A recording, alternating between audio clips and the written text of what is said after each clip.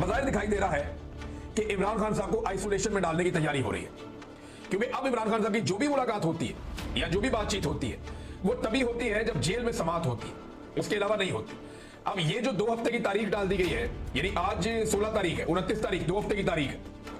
2 हफ्ते की तारीख का मतलब ये है कि अब इमरान खान साहब की मुलाकातें बंद हो जाएगी, फैमिली नहीं मिल पाएगी, अदालत के अंदर केस नहीं लगेगा तो सहाफी उन्हें नहीं सुन पाएंगे, वकला नहीं मिल पाएंगे।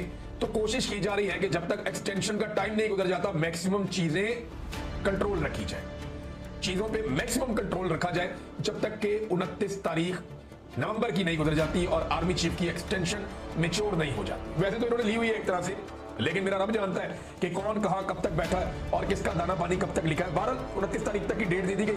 आज ये केस चल रहा था अलकादर का भी इस्लामाबाद हाई कोर्ट में। इस्लामाबाद हाई कोर्ट में अलकादर यूनिवर्सिटी वाला केस था और ये 10 महीनों के बाद पाकिस्तान तहरीक इंसाफ का केस लगा था। तहरीक इंसाफ के लोगों को पता चला जनाब कि कैंसिल हो गया।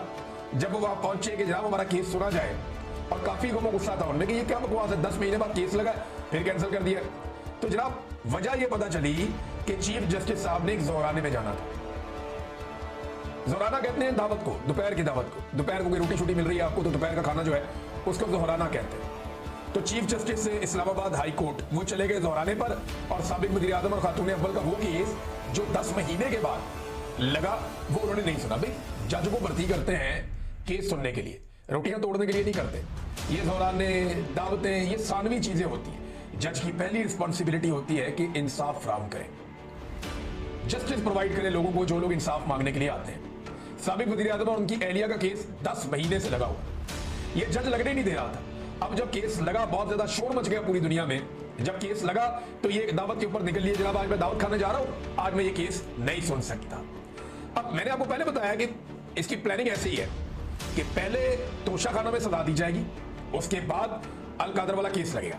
अब या तो अलकादर वाले केस की डेट एक लंबी दी जाएगी, या जब भी डेट दी जाएगी उसके बाद फिर एक और डेट दे दी जाएगी, जो मुझे समझ आती है। क्योंकि पहले ये कोशिश करेंगे कि तोशाखाना में इमरान खान को सजा दें, और उसके बाद अब पीका के तहत इमरान खान पे एक और मुकदमा दर्ज करने का भी इन्होंने फैसला किया। और उम्दे पंजाब